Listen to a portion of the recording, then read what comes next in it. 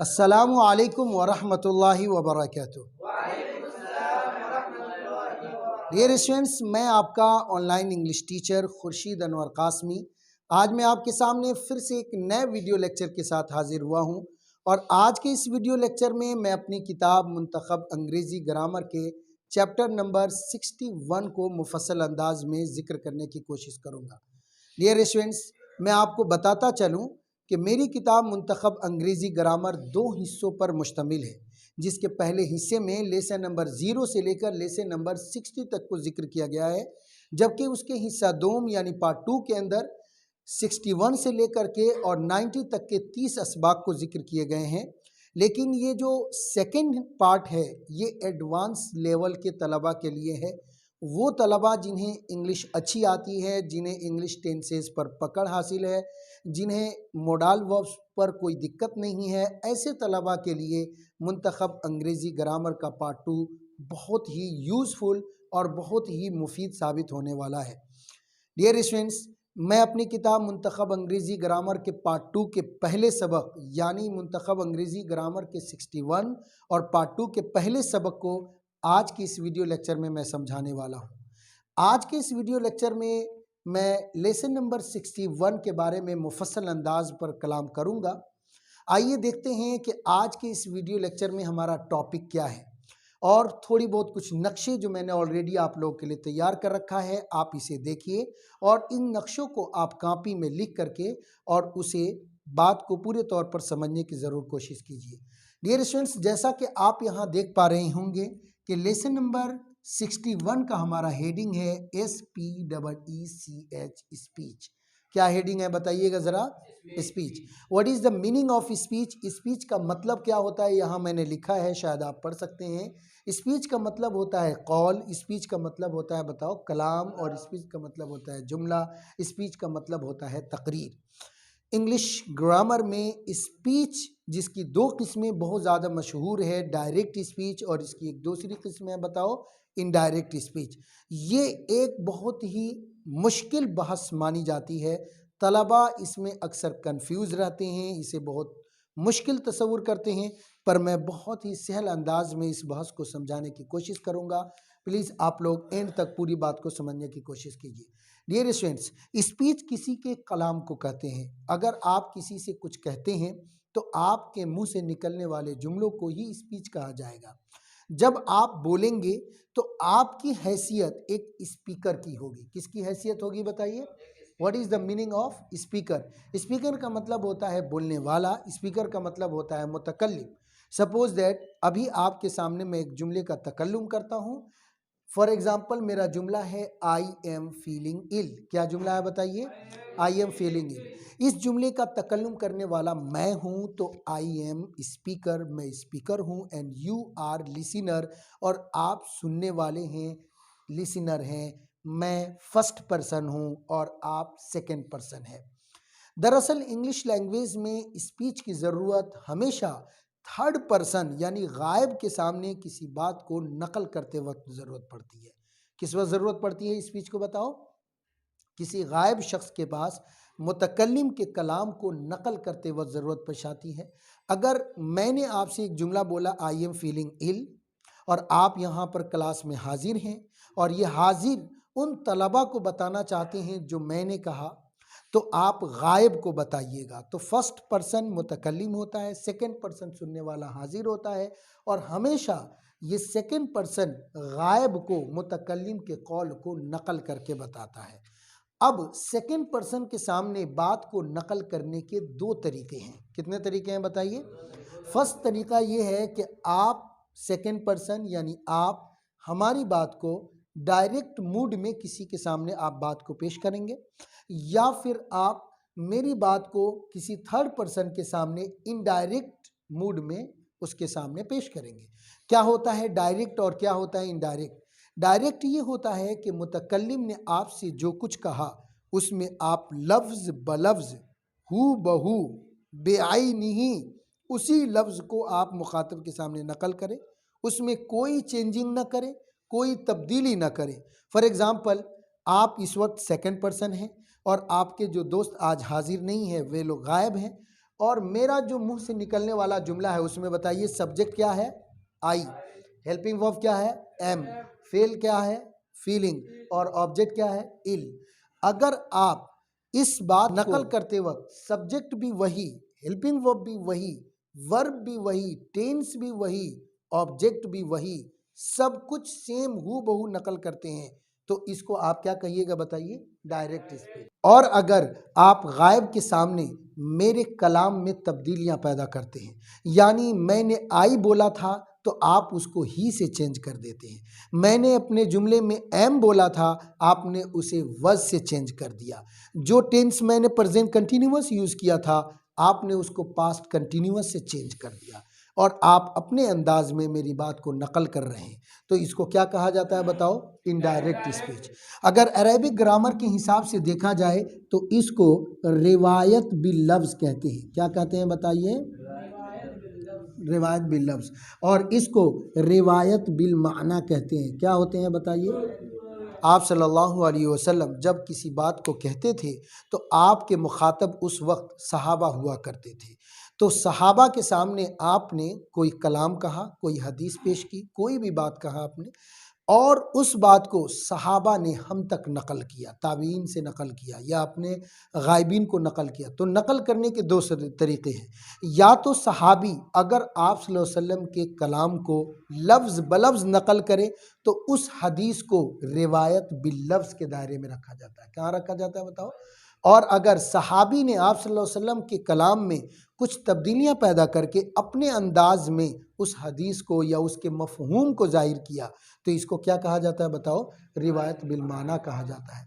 तो शायद आपको डायरेक्ट स्पीच और इनडायरेक्ट स्पीच की जो डिफिनेशन है वो बहुस्न खूबी समझ में आ गई होगी।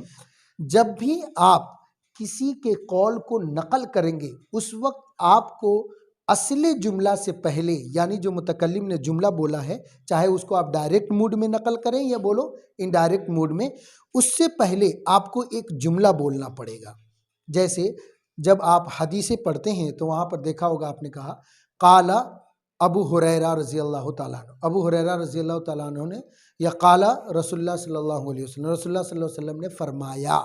फिर क्या फरमाया वो अब ना जिक्र करेंगे, लेकिन काला रसूलुल्लाह सल्लल्लाहु अलैहि वसल्लम ऐसा तो ज़रूर बोलना पड़ेगा।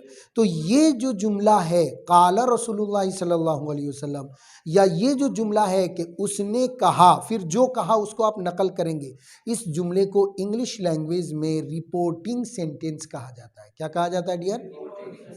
तो पता ये चला कि डायरेक्ट स्पीच बोलने से पहले या इनडायरेक्ट स्पीच बोलने से पहले आपको एक रिपोर्टिंग सेंटेंस बोलना होगा, और वो रिपोर्टिंग सेंटेंस के बाद आप जुमले को डायरेक्ट मूड में नकल करें या इनडायरेक्ट मूड में नकल करें, या आपके इख्तियार के ऊपर डिपेंड करता है। आइए डियर स्टूडेंट्स, अब हम सबसे पहले ये समझते हैं how we can prepare a reporting sentence. एक रिपोर्टिंग सेंटेंस को हम कैसे तैयार करेंगे, राइट डियर स्टूडेंट्स। तो रिपोर्टिंग सेंटेंस वो जुमला होता है जो रिपोर्टेड सेंटेंस को बयान करने के लिए मुकद्दमा होता है। क्या होता है बताओ, मुकद्दमा होता है, यानी असल जुमले को बयान करने से पहले जो जुमला मुकद्दमा के तौर पर हम बोलते हैं कि फ़लाँ ने मुझसे ऐसा कहा, उस जुमले को हम क्या कहेंगे बताओ, रिपोर्टिंग सेंटेंस कहेंगे। आइए डियर देखते हैं कि रिपोर्टिंग सेंटेंस बनेगा कैसे। रिपोर्टिंग सेंटेंस को बनाते वक्त ये ध्यान में रखना पड़ेगा कि जो स्पीकर है बोलने वाला वो वाहिद मुतकल्लिम है या जमा मुतकल्लिम है। क्या है बताओ, वाहिद मुतकल्लिम है या जमा मुतकल्लिम। फॉर एग्जांपल यहाँ पर देखिए स्पीकर के सामने मैंने दो चीज़ें लिखा, फर्स्ट पर्सन के सामने अगर वो एक है, वाहिद है, तो वो क्या बोलेगा बताओ, आई, और अगर बोलने वाले एक से ज़ायद थे तो वो क्या बोलेंगे बताओ, वी बोलेंगे। तो अगर बोलने वाला एक होगा क्या होगा बताओ। तो रिपोर्टिंग सेंटेंस बनाते वक्त या इनडायरेक्ट स्पीच बनाते वक्त वाहिद मुतकल्लिम को, किसको बताओ, वाहिद मुतकल्लिम को, जल्दी से बोलो, वाहिद गायब से बदल दिया जाएगा। किससे बदल दिया जाएगा, वाहिद गायब की ज़मीरों से बदल दिया जाएगा। फॉर एग्जांपल वाहिद मुतकल्लिम आई है तो उसको हम या तो ही से बदलेंगे, या फिर बोलो किसे, शी से बदलेंगे, या फिर बोलो इट से बोलेंगे। इट तो आमतौर पर नहीं आता है, ही से बदलेंगे, शी से बदलेंगे, या फिर आप यहाँ पर नेम से भी बदल सकते हैं। किसे बदल सकते हैं बताओ? मतलब जो मुतकल्लिम आई है उसका नाम मालूम है तो आप नेम के जरिए से भी बात को पेश कर सकते हो, राइट डियर स्टूडेंट्स। और अगर फर्स्ट पर्सन बोलने वाला जमा मुतकल्लिम है, क्या है बताइए? जमा मुतकल्लिम है, तो उसको जमा मुतकल्लिम को जमा गायब से बदल देंगे आप। किससे बदलेंगे बताइए? जमा गायब से बदलेंगे। बताइए जमा गायब क्या होता है? THEY, दे होता है। क्या होता है डियर? या अगर बहुत सारे लोग होंगे तो आप वहाँ पर उनका नाम रख करके नेम्स कह दीजिएगा। क्या कह दीजिएगा डियर? तो गौर से समझिएगा ताकि आपको पूरी बात समझ में आ जाए। इनडायरेक्ट स्पीच बनाते वक्त भी ये चेंजिंग करनी है, यानी जो मुतकल्लिम ने जुमला बोला था उसमें अगर वाहिद मुतकल्लिम का ज़मीर है तो उसको किससे बदलेंगे हम बताओ? जल्दी बताओ। वाहिद गायब की ज़मीरों से बदल देंगे। और वाहिद गायब की ज़मीर कौन कौन है? ही है, शी है, नेम है। और अगर वो जमा मुतकल्लिम की ज़मीर है तो उसको हम जमा गायब से बदलेंगे। और वो कौन है बताओ? दे है, और नेम्स लाएंगे, राइट डियर स्टूडेंट्स। सो पहला मसला समझ में आ गया होगा कि जब भी हमें कोई रिपोर्टिंग सेंटेंस बनाना होगा मुतकल्लिम के फ़ाइलों को गायब वाले फ़ाइलों से बदलेंगे। और दूसरा काम आपको रिपोर्टिंग, ये तो हो गया सब्जेक्ट, ये क्या हो गया डियर? सिर्फ। उसके बाद आपको रिपोर्टिंग वर्ब को यूज करना होगा। REPORTING, reporting verb. English language में रिपोर्टिंग वर्ब कितने होते हैं वो भी मैं आपको बता दूं। आमतौर पर इंग्लिश लैंग्वेज के अंदर रिपोर्टिंग वर्ब दो बहुत ज़्यादा मशहूर हैं, जिसमें से एक लफ्ज़ है SAY से, और दूसरा लफ्ज़ है TELL, टेल। ये दो ऐसे लफ्ज़ हैं, जो दो ऐसे वर्ब हैं जो किसके तौर पर यूज़ किए जाते हैं बताओ? रिपोर्टिंग वर्ब के अंदर पर। ये रिपोर्टिंग वर्ब के तौर पर यूज़ होने वाले ये दोनों वर्ब को आपको पास्ट सिंपल टेंस को यूज़ करने के लिए सेकेंड फॉर्म में चेंज करना होगा। किस में चेंज करना होगा? क्योंकि मुतकल्लिम ने जब भी आपसे कोई बात कहा होगा वो आज के तो नहीं कहा है, माजी में कहा होगा, और अब आप उसको नकल करेंगे तो उसके लिए हमेशा माजी का सेगा होना ज़रूरी है। तो माजी के सेगा बनाने के लिए से को सेकेंड फॉर्म की शक्ल में SAID सैड कर दीजिएगा। क्या कर दीजिएगा बताइए? और टेल को डियर स्टूडेंट TOLD, टोल्ड कह दीजिएगा। क्या कर दीजिएगा बताइए? सो आई होप आपको समझ में आ गया होगा। से का सेकंड फॉर्म क्या होता है बताओ? सैड। और टेल का सेकंड फॉर्म क्या होता है? टोल्ड। एक बात और नज़र जहन में रखनी होगी, वो ये है कि अगर आप ये कहते हैं कि फ़लाँ ने मुझसे ऐसा कहा, तो मुझसे की भी अंग्रेज़ी मफूल भी लाइएगा। अगर आप रिपोर्टिंग वर्ब टेल को यूज़ करते हैं तो डायरेक्ट ऑब्जेक्ट आ जाएगा। कौन सा ऑब्जेक्ट आएगा बताओ? तो मी आएगा या फिर अस आएगा। और अगर आप सैड को प्रयोग करते हैं तो dear student said to me आएगा या सैड टू अस आएगा। अगर रिपोर्टिंग वर्ब अगर हम सैड को यूज करते हैं तो उस सूरत में हम टू को जरूर लाएंगे, सैड टू मी बोलेंगे और सैड टू अस बोलेंगे। आई होप आपको समझ में आ गया होगा। तो ये हुआ डियर स्टूडेंट्स, इस तरीके से आप रिपोर्टिंग सेंटेंस तैयार कर लेंगे, यानी सब्जेक्ट को चेंज करेंगे और दूसरे नंबर पर बोलो रिपोर्टिंग वर्ब को यूज करेंगे सेकेंड फॉर्म के रूप में। इस तरीके से अब आपको डायरेक्ट स्पीच बनाने के लिए या इनडायरेक्ट स्पीच बनाने के लिए जो एक मुकद्दमा कायम करना था वो आपको यहाँ पर तैयार मिल गया। अब इसके बाद आप जुमले को कैसे पेश करना चाहते हैं वो अब आपके इख्तियार में है। फॉर एग्जाम्पल, मैंने आपसे कुछ कहा था और मैं क्या हूँ? खुर्शीद अनवर हूँ। तो अब आप इसको या तो नेम के ज़रिए से कह दो खुर्शीद अनवर, या KS कर दो। KS से मुराद खुर्शीद सर है, ज़रा शॉर्ट फॉर्म में लिख रहा हूँ, खुर्शीद सर। उसके बाद आप यहाँ पर SAID लाइए। क्या लाइए डियर बताइए? सैड। बोलिए क्या जुमला हुआ? Khurshid sir sad. उसके बाद आप यहाँ पर टू मी कर दीजिए। पूरा जुमला बोलिए क्या हो गया? Khurshid sir said to me. अब ये जो जुमला है ये एक रिपोर्टिंग सेंटेंस हुआ। क्या हुआ बताओ? रिपोर्टिंग सेंटेंस हुआ। अभी हमने डायरेक्ट इनडायरेक्ट में जुमला नहीं बनाया, अभी तो सिर्फ रिपोर्टिंग सेंटेंस तैयार किया। रिपोर्टिंग सेंटेंस तैयार हो गया।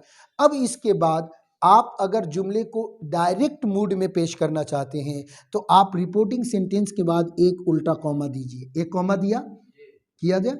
उसके बाद में आप एक इन्वर्टेड कॉमा दीजिएगा। इन्वर्टेड कॉमा उस कॉमा को कहा जाता है जो ऊपर की तरफ से दो घूमे हुए कॉमे होते हैं, इन्वर्टेड कॉमा। और उसके बाद आप खुर्शीद सर का पूरा जुमला बोलिए। क्या है? आई एम फीलिंग इल। चुनांचे आप कहिएगा आई एम फीलिंग इल, और उसके बाद इन्वर्टेड कॉमा के बाद ये जुमला बंद कर दीजिएगा। अब ये जुमला बोलिए क्या हुआ पूरा। Khurshid sir said to me I am feeling ill, के खुर्शीद सर ने कहा था कि मैं बीमारी महसूस कर रहा हूँ। क्या तर्जमा होगा बोलो। खुर्शीद सर ने मुझसे कहा था कि मैं बीमारी महसूस कर रहा हूँ। डियर स्टूडेंट्स, ये कौन सा स्पीच है बताओ। ये डायरेक्ट स्पीच है, इसमें हमने कोई चेंजिंग नहीं किया है डियर स्टूडेंट्स। और अगर आप डायरेक्ट को इनडायरेक्ट बनाना चाहते हैं तो फिर उस वक्त क्या कुछ चेंजिंग करनी पड़ती है, उस पर भी हम एक मर्तबा गौर करेंगे। उसके लिए भी सबसे पहले आपको ये रिपोर्टिंग सेंटेंस बनाना होगा। बताओ रिपोर्टिंग सेंटेंस क्या है। Khurshid sir said to me, Khurshid sir बताओ सेड टू मी। उसके बाद में ये जो इन्वर्टेड कॉमा है, इस कॉमे की जगह पर आपको डैट को प्रयोग करना होगा। किसको प्रयोग करना होगा बोलो, फिर से बोलिए, क्या बोलिएगा। Khurshid sir said to me. अब ये इन्वर्टेड कॉमे की जगह क्या प्रयोग किया मैंने, डैट। और अब इसका तर्जमा होगा खुर्शीद सर ने मुझसे कहा था कि, इस डैट का तर्जमा क्या होगा बताओ, कि।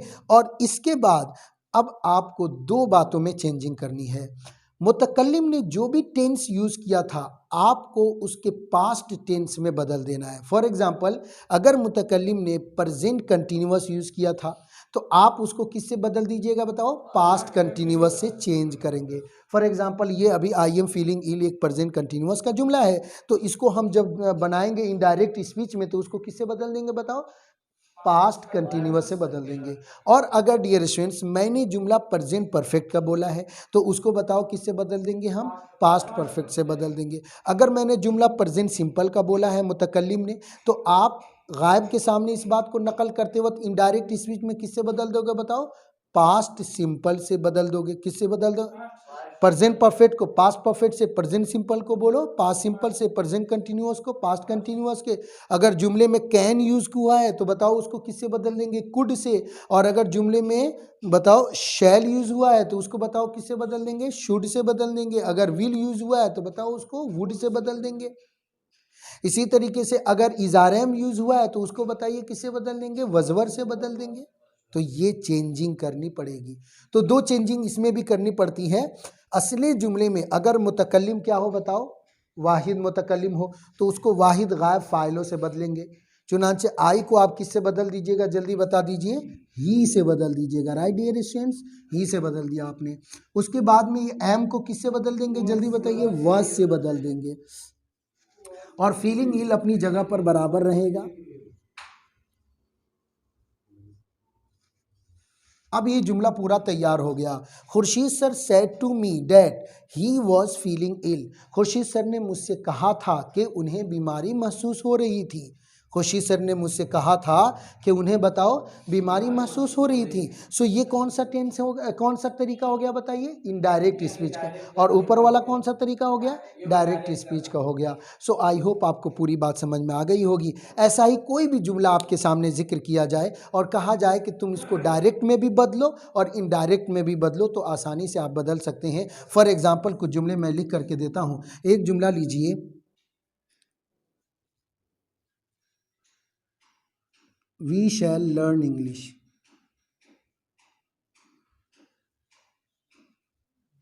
जी बोलिए क्या है जुमला, वी शैल लर्न इंग्लिश। अब मैं आपसे ये कहता हूँ कि आप इन जुमलों को, इस जुमले को वी शैल लर्न इंग्लिश को आप डायरेक्ट में भी चेंज करो और इनडायरेक्ट में भी चेंज करके बताओ। तो जल्दी से बताओ कैसे कैसे होगा, जल्दी बताओ। वी की जगह पर सबसे पहले रिपोर्टिंग सेंटेंस तैयार करो। रिपोर्टिंग सेंटेंस के लिए मैंने बताया था वी होगा तो किससे बदल जाएगा, जी दे से बदल जाएगा। दे सैड टू मी, उन लोगों ने हम मुझसे कहा था, क्या कहा था बताओ, अरे बोलो ना। हाँ, अब उसके बाद में कुछ चेंजिंग मत कीजिए।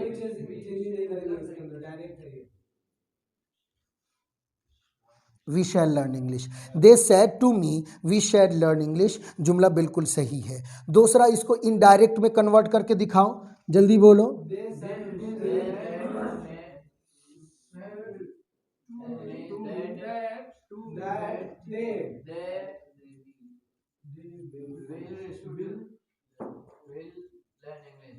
They should,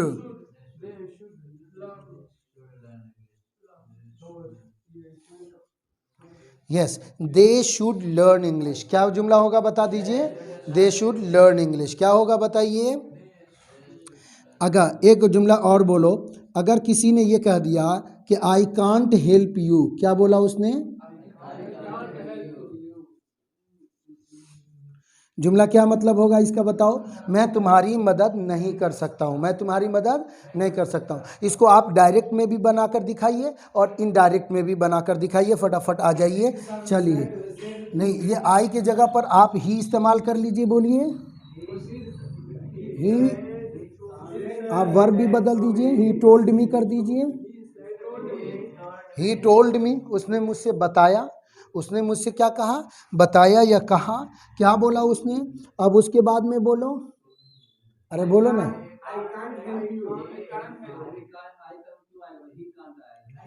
I can't help you, I can't help you, क्या होगा बताओ, आई कैंट हेल्प यू। ये एक्टिव, ये डायरेक्ट हुआ या इनडायरेक्ट हुआ, ये डायरेक्ट हो गया। अब इसको हमको इनडायरेक्ट में भी बनाना है, तो बताओ कैसे होगा जी।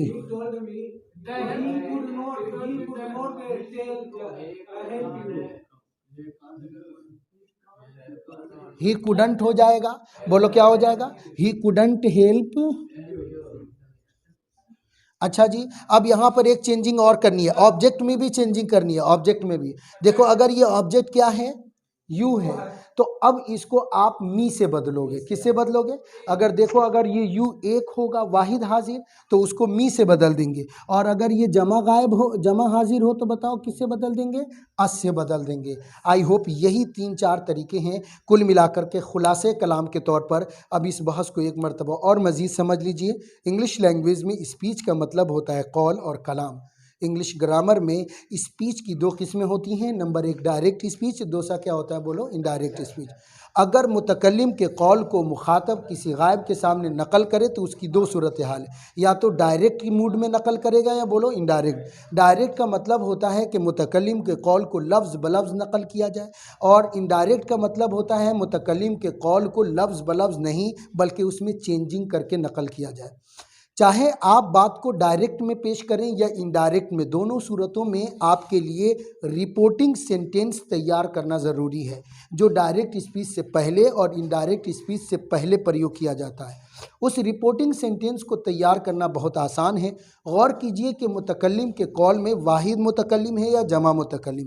अगर वाहिद मुतकल्लिम है तो उसको वाहिद गायब के फ़ाइलों से चेंज कर दीजिए, और अगर जमा मुतकल्लिम है तो उसको बताइए जमा गायब फ़ाइलों से चेंज कर दीजिए।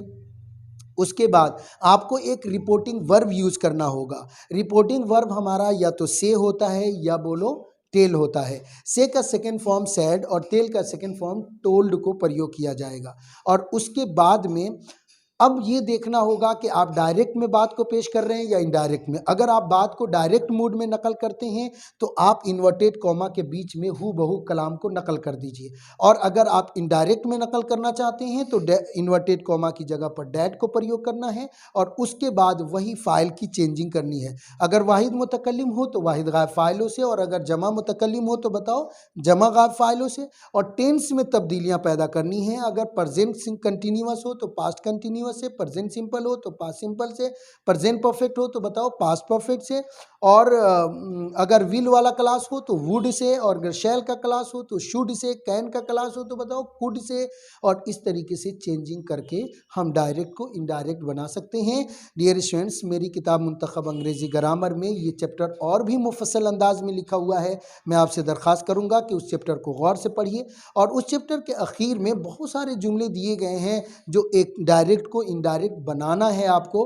हाँ, जुमला दिया गया जिसको डायरेक्ट मूड में भी बनाना है और इनडायरेक्ट में, तो उसे बनाइए। उसके बाद खुसूसी तौर पर मैं लेसन नंबर 61 से मेरा एक मशगला रहेगा कि आज से मैं आपका मजमून निगारी शुरू करूं। इसीलिए हर सबक के अंदर खुसूसी तौर पर मजमून दिया गया है, उस उर्दू मजमून को कापी में लिख करके उसकी अंग्रेज़ी बनाइए, और साथ ही साथ आपको लेसन नंबर 61 से लेकर के लेसन नंबर 90 तक हर सबक के एंड में आपको 2 बंदों की एक कन्वर्सेशन, गुफ्तगू और एक मुहादसा दी गई है किताब के अंदर। उस मुहादसे को भी खूब अज़बर याद करके और आप अपने किसी साथी के सामने उसी मुहादसे को रिपीट कीजिए। फॉर एग्जांपल एक डॉक्टर और पेशेंट के बीच की गुफ्तगू है तो आप डॉक्टर बन जाइए और आपका साथी पेशेंट बन जाएगा। अगर वो मुहादसा कन्वर्सेशन बिटवीन टू फ्रेंड्स है, यानी दो बंदों के दो फ्रेंड्स के बीच की गुफ्तगू है, तो आप एक फ्रेंड बन जाइए और आपका फ्रेंड एक दूसरा फ्रेंड बन जाएगा। फिर इस तरह गुफ्तगू कीजिए और मश्क कीजिए। इंशाअल्लाह ताला बहुत जल्द आप मजमून निगार भी बन जाएंगे और एक बेहतरीन स्पीकर भी बन जाएंगे। तो ये हिस्सा 2 आपके लिए बहुत मुफीद है। उम्मीद करता हूँ कि पूरी बात आपको समझ में आ गई होगी। आज के इस वीडियो लेक्चर में इतना ही। हमारी मुलाकात फिर किसी नए वीडियो लेक्चर के साथ होगी। तब तक के लिए खुदा हाफिज़। अस्सलाम वालेकुम। डियर स्टूडेंट्स, अगर आप ये वीडियो मेरे YouTube चैनल पर देख रहे हैं तो आपसे दरख्वास्त है कि चैनल को ज़रूर सब्सक्राइब करें और बेल आइकन ज़रूर दबा दें ताकि मेरे हर नई आने वाली वीडियो का नोटिफिकेशन आपको मिलता रहे। और अगर आप मेरी ये वीडियो मेरे IIL ऐप पर देख रहे हैं तो आपसे दरख्वास्त है कि प्लीज़ आप ऐप के लिंक को अपने दोस्तों तक ज़रूर शेयर करें। और अगर आप इस वीडियो को मेरे फेसबुक पेज पर देख रहे हैं तो प्लीज़ आप पेज को ज़रूर लाइक और शेयर करें।